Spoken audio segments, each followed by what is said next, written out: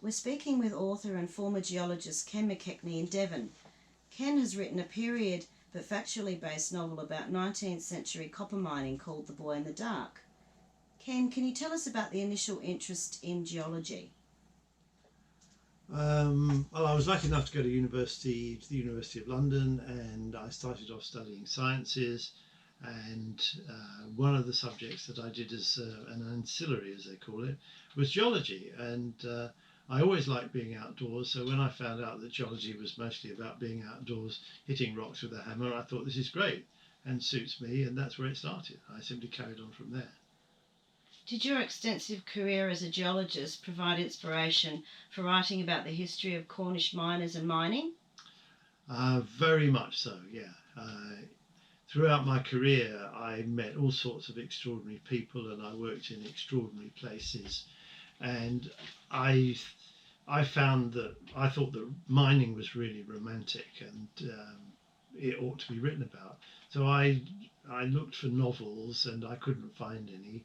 And so when I had the opportunity, I decided to write as authentically based novels about mining that I could, and that's how it started. There is a pervasive feeling of the suffering of the miners throughout the book. Were you exposed to this during your career? No, I couldn't say that I was exposed to it. I did come across it occasionally, and one instance comes to mind. I was doing some work for the World Bank assessing mining in Tanzania, and there was a tanzanite mine, which is a very lovely jewel, and it was being mined on the most primitive basis, and there were children going underground in the most appalling conditions. And that was the only real instance where I saw the sort of mining that was happening in 19th century Cornwall in the 20th century. So the answer is no, I wasn't affected by the suffering. Are any of the characters in the book based on people you know? You have alluded to that via photos on Facebook. Very mysteriously, could this be the boy in the dark?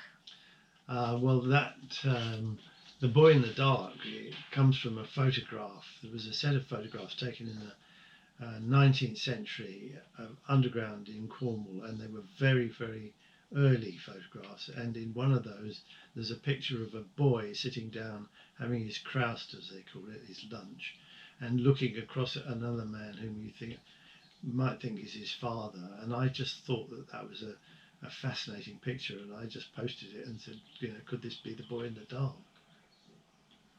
But otherwise, the characters are not based on any real characters. Can you tell us about the various locations of the mining sites that you used in the book? Yeah, I can. The idea for the novel came from, I was walking across Dartmoor with a friend of mine, and he mentioned the fact that Devon Great Consols was just over the hills, figuratively speaking. And he said, do you not think that would be a great setting for a novel? And I said yes, and I went and visited Morwellum, Devon Great Consols on the Tamar. And it's a very interesting mine site, but from a novelist's point of view, I prefer sort of out place with a view, and it's very closed in. And so I decided I would set the mine there in as much as the history of the mine, but for the geography, I went touring around the West Country until I found the Carradon mines on the south side of Bodmin, north of Liscard, and that just suited my purpose, and that's where I set the mine. Why are the Cornish so world-renowned as being great miners? Well, two reasons. First reason, they've been doing it for longer than anybody else. There's Roman accounts of mining in Cornwall, and they are some of the earliest ever written about. And there was a continuous history of mining from then until, well, just about now. There's still mining in Cornwall. So it does have the longest history. And because of the development of the Cornish mining industry in the mid-19th to late 19th century, when the mines basically ran out, the Cornish miners went all over the world and became famous as miners. During your years as a geologist and having extensively researched 19th century Cornish copper mining, what are the major developments that have made mining more productive and less strenuous for modern day miners? That's a really interesting question and something I hadn't really thought about before, but it strikes me that the most important thing would have been the development of the air-driven percussion rock drill. Prior to that, they drilled holes in the rock by hammering a piece of steel into the rock with a sledgehammer, and that must have been unbelievably arduous. Imagine underground all day swinging a sledgehammer while one chap holds the steel and turns it, and it took them forever to drill a hole. Now, well, these days they have they call them eight track jumbos that drill 8 holes at once, and it's all compressed air, and developed, I think, from the original rock drills, which I'm not sure, but I think were discovered or invented in Cornwall. Tin and copper mining in the UK started to phase out in the 1870s, and then a large lode was discovered on the York Peninsula around 1859. Thousands of Cornish miners and their families emigrated to South Australia. The novel features this area in the latter half of the book. What is your link to the Copper Coast, for example, Wallaroo and Moonta? I have relatives in Adelaide, and my wife and I love going to South Australia, and we spent quite a lot of time there. And we met friends of friends who've now become friends, and they bought a Cornish miner's cottage at Wallaroo, and we went to visit it, and there I found all the history of the York Peninsula copper mining, and I thought it was absolutely fascinating to find all this Cornish stuff in Australia, and so I included it in the novel. 19th century copper mining virtually saved South Australia from bankruptcy. It is a very important part of history that is perhaps not as acknowledged as much as it should be.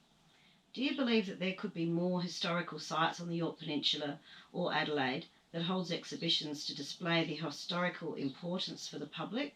For example, Morwell Quay in Devon. Well, from what I've seen, I think the York Peninsula itself is reasonably well served. I mean, at Moonta and Wallaroo, there are heritage trails, and there's the museums, and there's the old engine house at Moonta, which is well worth a visit. But for me, what's missing is anything in Adelaide that tells you that it's there. I spent a lot of time in Adelaide, and we go to the museums and the art galleries, and you wouldn't know that the history of South Australia was completely changed by the discovery of copper on the York Peninsula. So there ought to be something in Adelaide that, you know, a permanent mining a permanent mining museum that illustrates the importance of mining to South Australia. Can you tell us about the public's interest in the novel to date, and also what your current plans are for promoting The Boy in the Dark? It was published last year and it sold reasonably well. I'm reasonably pleased with the sales, and I am doing a lot of speaking engagements and participating in literary festivals, to promote the book and get people interested in it. I would like to see it having a wider distribution, and I'm very pleased that it is selling modestly in South Australia, and I'd like to see it selling widely in Australia, because Australia is one of the major mining companies in the world, and I think Australian people involved with mining would be really interested in it. And it actually achieved number 3 on the bestseller list last year. Yeah, the bestseller. I'll be modest. The bestseller list in Southwest England, in one of the regional newspapers. I mean, it's not bad. I was pretty pleased. I'd like to see it on the bestseller lists, in over the whole of the UK, or in Australia too. But that's who knows. Maybe that's the future. I'm delighted to announce that you are currently writing the sequel to The Boy in the Dark, which has a strong emphasis on 19th century Moonta and Wallaroo copper mining. Can you tell us about that, Ken? I finished the last novel in Wallaroo and Moonta.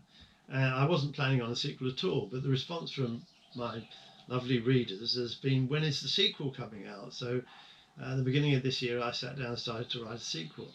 And because the last novel ends in South Australia, I had to start the sequel there. And because I have a lot of readers in the West Country here, it also has to take place in Cornwall and Devon. So I've got 2 narrative strands going, one in South Australia, and one in Cornwall, which is a bit of a challenge, but so far it seems to be working.